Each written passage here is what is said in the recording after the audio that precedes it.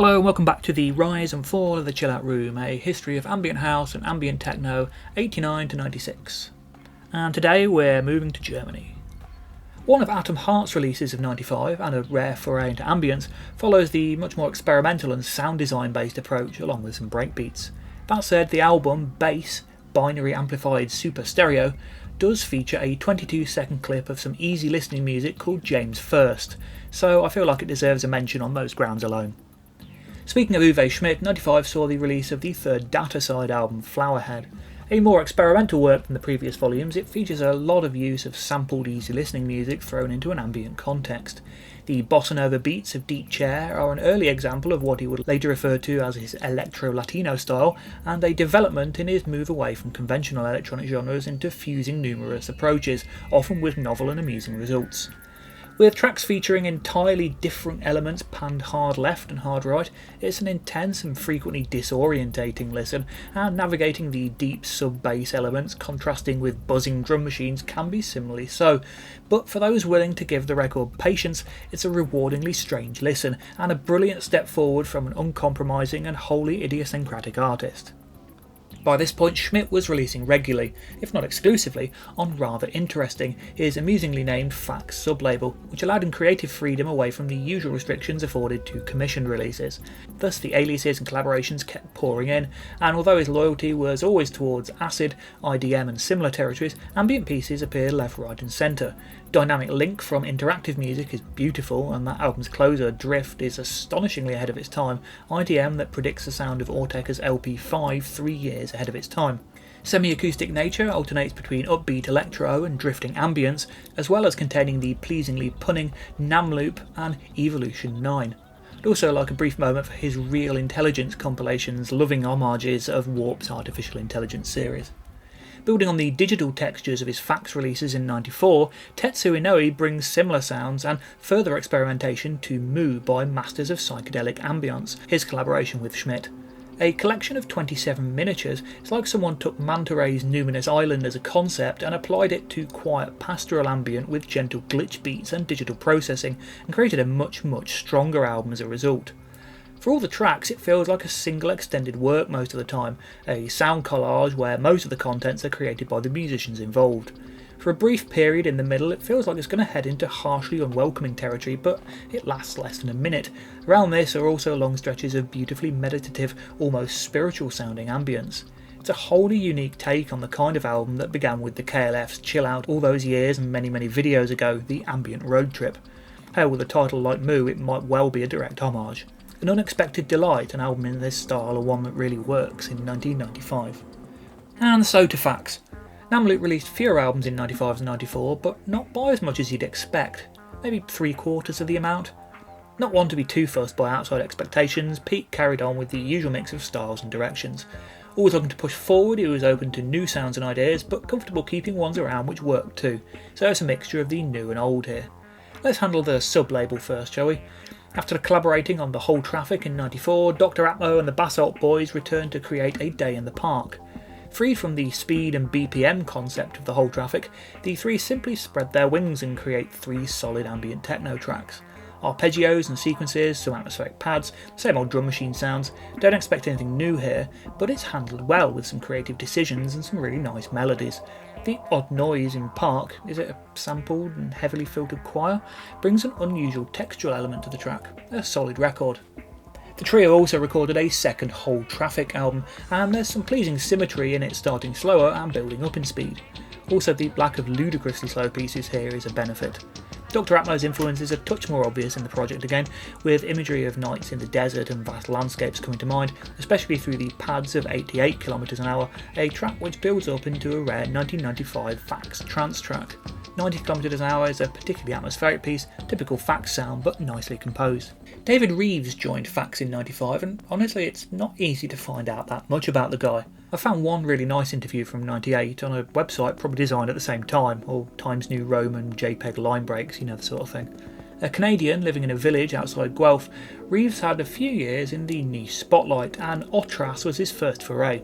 For a home-recorded album by an amateur musician, it's strikingly different, something in construction and production of those tracks sounding very different to what's usually found in ambient by this point. As I progress through this series, my brain becomes number to the usual ambient techno sounds, the same old drum machines and arpeggios, so when something different comes along it always immediately leaps out. Somehow Otras has never made that much of an impression on me in the past, but this time I've really enjoyed its own take on ambient. The closest comparison I can come up with is the irresistible force and that staccato sound. Not that that's exactly the case here, but with quickly repeating loops building up to create a wall of ambience, it's in similar territory. The tracks themselves aren't masterpieces, mind, but the overall sound is different enough to make Otras a memorable album. Just over 2 months later came Otras II. My guess is the whole lot was sent over at once, and not exactly the harshest editor, Pete said, let's release it all. And it's the first album's darker cousin. This time all the same elements are present, but hiding beneath the murky swamps of thick bassy drones. As a pair of albums, Otras 1 and 2 are an enjoyable peek into the mind of a DIY artist, the kind of thing one might expect from the cassette underground, where brilliant surprises appear when you least expect them. And then a further 3 months later, Reeves released In Starless Space under his own name, also on Fax. Pete must have liked him, and it's kind of bizarre that his entire Fax tenure began and ended in 1995. Recorded after the first Otras album had come out, In Starless Space is a much more experimental fare than either of those two albums. The rhythms are rawer, their production pushed towards the bass, spaces filled up by spoken samples and lo-fi field recordings, melodies subdued.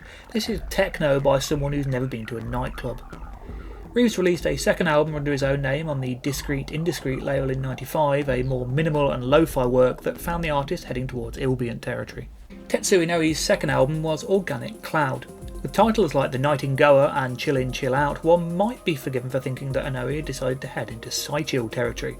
Thankfully not. Organic Cloud is a much darker album than Ambient Otaku, and one could even be forgiven for not recognising Inoue's work here at all. With some almost crude, raw-sounding drum machine beats on Journey to Ixtlan, I'm always surprised that this album came second, but the shuffling IDM rhythms and layers of bleeps and squibs on Bionic Commune are a sign that development has indeed taken place. Other than the mixture of analogue and digital textures on Organic Cloud, however, there's not so much here that makes this stand out from, say, one of Namlook's spacier records. It's good, but I don't get the transcendent feeling I do from Inoue's best releases. Cue the you know nothing about ambient music responses. Still, even if you're not an Inoue convert, it's worth a listen for Bionic Commune alone. Nothing to do with the Solitaire, who released on Silent and Recycle or Die. Solitaire was David Mufang's first solo album, and released under the Solitaire name following the usual Fax rules. What can someone expect from such a thing? With a lot of his solo work airing towards electro and deep house, where does Solitaire fit in the context of that and Deep Space Network? It beats the shit out of them both. Solitaire is the best thing Mufang has ever created. It's simple and to the point, just a drum machine and a couple of synths, but every track is dripping with emotion, inventiveness, ideas and just a relentless creativity. Opener In Out is the most beautiful piece David has ever made. Indian Mantra starts with the epitome of his bizarre jazz electronica approach before switching to some truly blissful ambient techno, the sort of thing that gets you high when totally sober. Sergio Leone's Wet Dream is, well, it's not a spaghetti western soundtrack, but if there was ever an ambient techno spaghetti western soundtrack, then, well, maybe.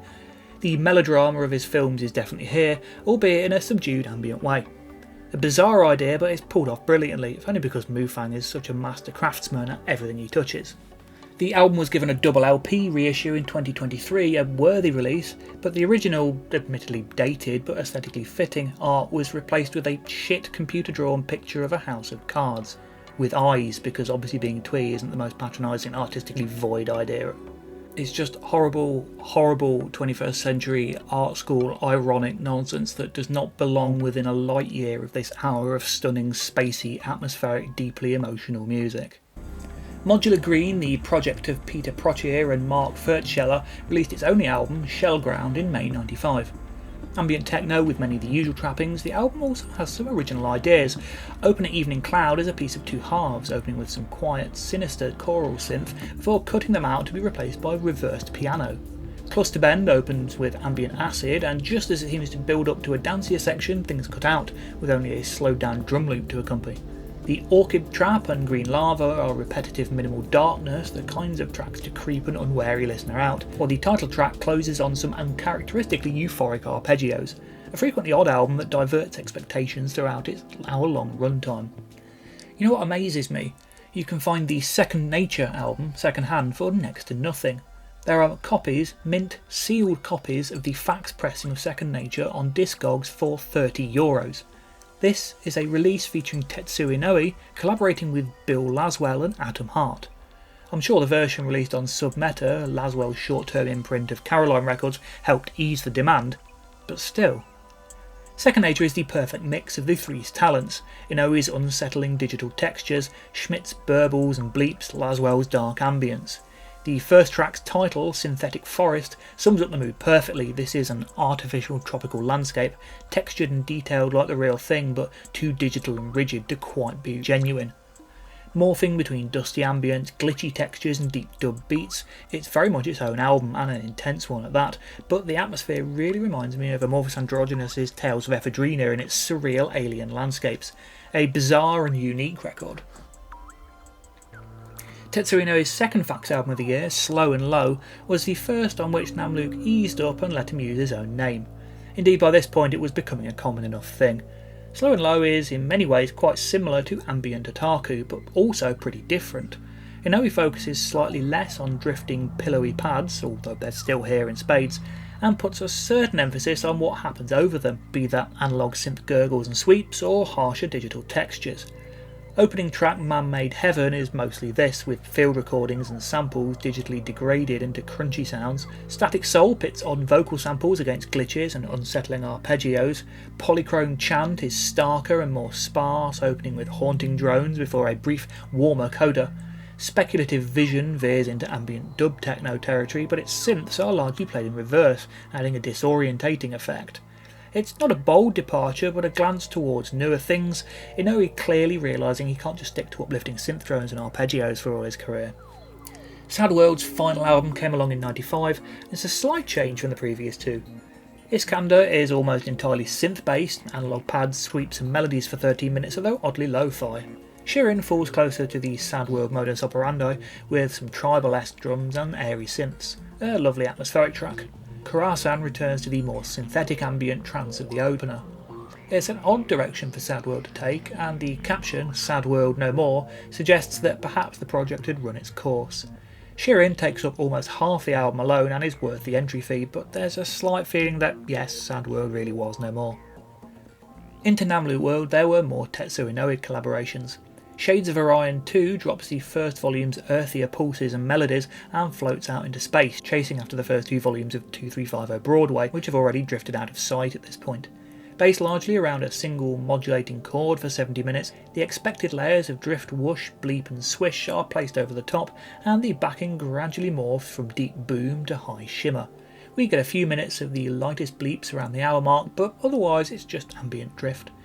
Instead of the third 2350 Broadway album, the pair created 62 Eulengasse, named of course after Namlook's address in Frankfurt. Possibly the most emotive of the Namlook and Inoue collaborations, it's the least spacey and the most personal sounding, a remarkably beautiful record, with the 52-minute time cage being a delicately intimate sounding piece. Several popular releases from earlier years got sequels in '95. Psychonavigation 2, maybe not the most eagerly expected album, actually shines brightly in comparison with the quiet, murky earlier volume, with lush ethereal pads filling opener Under Heaven. It takes until track 3, the tribal influence of the Fate of Energy, before Bill Laswell's bass comes in over a glitchy beat, and it's more fitting here than in any place on the first volume. The final two pieces may descend into aimless noodling, but it's a definite improvement. Interestingly, unlike the first volume, Laswell opted not to release it on one of his own labels. Following up a renowned and adored classic like Dreamfish must have been very daunting, and it took 2 years for Namlook and Mixmaster Morris to approach the idea. Tastes vary, often wildly, but I don't think many are going to suggest that this beats Dreamfish 1. Which isn't to say it's a bad record. Dreamfish 2 is less direct, and although the same broad style is in play here, it's all sequences and arpeggios, it feels far more distant, the heavier use of reverb making this fish sound as if it's coming from the other side of the ocean rather than being right next to us. The original was muscular, this is gentle and also wispy. In any other context it would be a widely loved ambient record, but it will always fall into the shadow of its bigger brother. Perhaps coming along in late '95 when the sound was no longer novel also did it no favours, but it's a lovely record nevertheless. Namlook's self-titled series goes from strength to strength, producing the nearest thing to a genuinely listenable album with Namlook X, with some lovely tribal ambient that feels like it really should go somewhere other than into a disaster of naff techno, but that's sadly exactly where it goes. Namlook and Schultz racked up 2 sequels to The Dark Side of the Moog. God, I wish Robert Moog's surname really was pronounced Moog so that title would work. With increasingly positive results. The second volume, the only not to feature the classic fax style cover, instead using it as the MRI Images eyeball because Namlook, is another hour-long piece with the title A Saucer Full of Ambience. I mean, that's not even an attempt at a pun, is it? Secrets and ambience don't sound remotely alike. Anyway, it's the usual affair. Start with abstract sound, throw in drones. After everyone's got bored, it's time for the actual music. This one feels much more overtly atmospheric than the first, what feels like a concerted attempt to create a real sonic environment, especially in these slowed down bird calls and gently lapping water sounds, which sounded suitably alien. Once things eventually get going, Namlook shows off the link between Schultz's classic Berlin School sound and trance, and it shows how authentic the tie is, albeit the trance is maybe slightly old hat here. Still, it brings the kind of energy that is an unexpected level of fun to it, not something commonly found on fax. Phantom Heart Brother, Dark Side of the Moog 3's piece, is a slightly better pun, but most notably it's the first time the pair decide that if they're going to do hour-long tracks, it might make more sense to split them into thematic sections. I do get the whole indexing the album in 5-minute intervals to allow for easy access to moments, but let's be honest, who thinks, oh yes, this gets really good halfway through the bit where there's a lot of bleeping noises? Instead, the 6 tracks here are how the piece is really constructed. 18 minutes of abstract space sounds, 12 minutes of heartfelt synth pads, 10 of glitchy rhythm, 6 minutes of trance, which preempt the sound of Jean-Michel Jarre's Oxygen 713 quite well, 9 more minutes of pads, 3 of abstract space sounds. Actually, putting it like that, it really does seem just like a single trance track, unnecessarily stretched out to an hour, doesn't it? Opinion is split on this one, Discogs reviewers suggesting that it's got its moments but it's also pretty cheesy, while one YouTube comment is from someone who turns off the classical music in 2001 and plays this in its place. Look, Namlook and Schultz are great purveyors of analog electronic music, 2 of the most influential, but regards Strauss they are not. It's like when someone really loves an artist and says they're the modern equivalent of Mozart. I can't fucking stand Mozart, but he revolutionised the entire way music was composed. Not the way it's produced, but literally the way the notes went together and the way the compositions could be structured. Your favourite electronic producer utilising his 4 well-chosen chords for 7 minutes does not compare, I'm sorry. Really do like a rant, don't I? The second From Within album finds Namlook mining similar territory to his first collaboration with Richie Hawtin, albeit with slightly less epic tendencies. Chop out the hidden tracks and this runs to less than an hour, pretty short for a fax release, and there's nothing quite like A Million Miles to Earth here. Opener Do Bass Drums Have Feelings is an exercise in anticlimax. After much build-up, it fizzles off into nowhere with some real surprise. Brain to MIDI finds Namlook's Eastern tendencies find their way into the mix with some snaky sequences and soloing. Future Surfacing feels more dramatic, with some tense arpeggios which feel like this is the most Hawtin-centric track on the album. We even get some rhythms, although the crash cymbal's new to them a little. If I sound a little unenthusiastic about this album, it's because I am.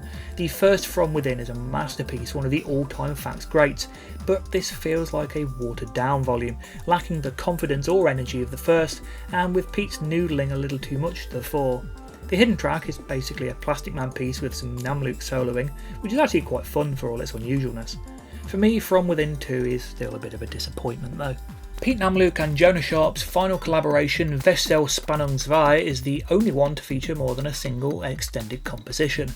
This time the pair head further out, the odd sine wave tones and mechanical melodies of the first reduced to the bleeps of machinery and computers, the beats frequently manic. Hausenschluss is the closest to the first volume things come, the gently beepy melodies and softer than soft pads recurring throughout, first appearing at the comparatively early point of 7 minutes. Imagine. It's a remarkably lovely track, and I genuinely wish all the pair's collaborative pieces were structured to this format. After a couple of slightly more approachable records though, for the most part this returns to the experimentalism of Alien Community 1, only with the crispness of electro rather than the spaciness of ambient. Kooler. Oh god, Namlook does ambient jazz. With his already questionable thirst for noodling, what could be worse? Actually, this is surprisingly really good. I've seen it compared to ECM, and it does have that kind of still, spacious, restrained sound that many ECM jazz albums have. A sadness underpins the whole thing, Bobby Sattler's playing throughout suited to the mood. Thankfully there are no attempts at trying to tool the electronics to the jazz. We've got no 909s doing swing beats or long synth solos. Instead, Namlook merely provides an atmosphere for Sattler to improvise, and the whole thing comes out sounding remarkably ahead of its time, predicting much of the Scandinavian avant-jazz sound of the 21st century. It doesn't have the luxury of real-time laptop processing that the likes of Eivind Arset and Yang Bang use, but it's a prototype and an impressive one. If you thought 1995 ambient jazz from Pete Namlook was a recipe for disaster, then think again and give this one a go. You'll probably be pleasantly surprised. A key release of 95 was Jet Chamber, the first collaboration between Pete Namlook and Uwe Schmidt since Fax's early trance years. It's pretty much how one might imagine the album to sound: Adam Hart's crisp electronics, Namlook's meandering structures and solos, with its long runs of electro beats punctuated by bursts of gentle but harsh digital noise. Split wide is a lovely futuristic opener, let down slightly by an extended drone outro. Rotor Cabinet complicates the beats with clacking samples and faster tempos. Namlook continues to solo using his only one soloing synth preset, bless him. Chaos and Feedback Fluctuation are cold digital drone. Streamline is a summary of the previous 4 tracks distilled into one. It's a chilly, spacey record, but one that's rooted on earth with its mechanical IDM leaning beats. Schmidt's choice of bringing forward-looking production techniques to Fax would have a real impact in the years to come.